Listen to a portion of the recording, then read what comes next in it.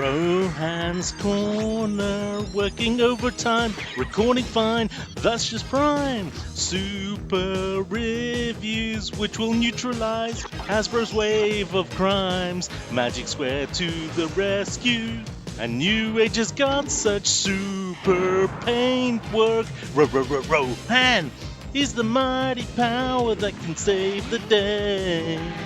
Rohan, no one knows what lies behind his wall of fame. Rohan, always riding hard on Hasbro's trail. Come see the memes he plays every Friday. Hello, friends, and welcome back to the Corner of Rohan. Thank you to my show horns. This week I have decided to carry on the conversation that the guys on the show continued at the end of their episode last week on the discussion all about the Generation 1 cartoon. And those of you who know me will know that I love the Generation 1 cartoon. I am a true G1er, and the G1 cartoon is the epitome of cartoons, bar none, in my opinion. But the guys were talking about Season 1 episodes, specifically their favourite Season 1 episode. And this got me remembering something from the distant past, which is all about episode order. And if you go back in history to pre-internet days, and I'm talking about the days of the late 90s, the early 2000s, when we didn't have the internet and we didn't have the ability to find out the production order of the episodes, the air dates of the episodes, it was purely down to people who actually paid attention to the cartoon as it was airing on TV to be able to know in which air date did these episodes come out, especially here in the UK, as obviously we had some episodes come out on VHS, not all of them. And in terms of the UK-based cartoon series, I have very limited information being born after it was first broadcast in the US. So ultimately, I wanted to take you back to pre-2003. This is when I went to my first auto assembly and first found out about a whole bunch of missing episodes that I'd never seen before. Because growing up in the late 80s, early 90s, I understood the episodes that I had seen on VHS. Pretty much every UK-based VHS episode I had seen. I'd seen the movie about 500 times. I'd seen more than meets the eye so many times I can't remember. And episodes like Megatron's Master Plan and the Key to Vector Sigma I had seen multiple times because they were readily available on VHS. However, I went to Auto Assembly in 2003 and they were showcasing Changing Gears on the big screen, and I was like, hey, I've never seen this episode before. What is this? And it bit my fancy. And in 2003, using my dial-up modem, I connected to the internet and I found a website where you could download all the episodes in very truly poor quality on real-time player and play them back. They were only a couple of 100 megabytes per episode at that stage, but they were watchable. And so we used to download them.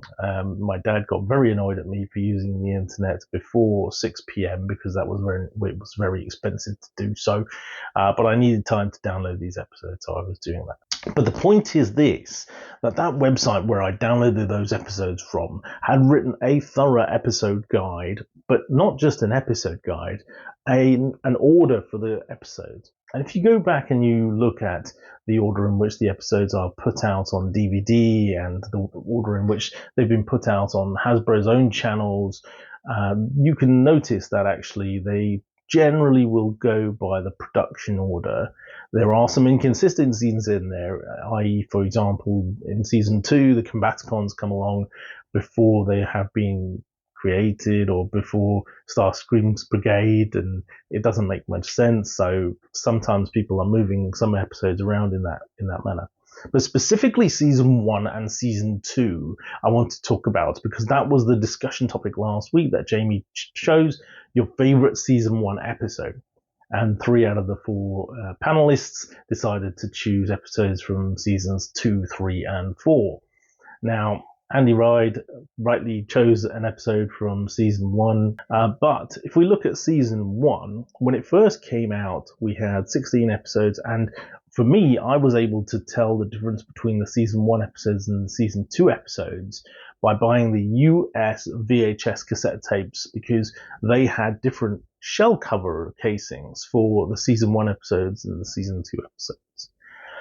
But coming back to this episode guide that I mentioned, this chap had, in those days, put together his own order for the episodes. And in those days, we didn't know that the differentiation between season 1 and season 2 happened between Heavy Metal War and Autobot Spike. In fact, actually, a lot of people thought at that time that season 1 actually ran from Modern Meets the Eye all the way up to the introduction of the second season characters in Dinobot Island. And so all of those episodes were originally encompassed in season 1. And it kind of makes sense, because if you look at the number of episodes in season 2, 49 episodes is a huge amount of episodes. And if you watch Chris McFeely's background on the Generation 1 cartoon, you'll find out that realistically this was done to create a syndication of 65 episodes between season 1 and 2, so that the series could run constantly on multiple network channels in the US for its distribution. However, these people who were creating these episode orders were totally wrong. And so we grew up first watching Generation 1 thinking, hey, this is season 1, and then actually later on realizing, wait a minute, they've changed the entrance theme video at the beginning of Autobot Spike onwards, and so therefore this is actually season 2. And so that's when we became more aware of the differentiation between season 1 and season 2.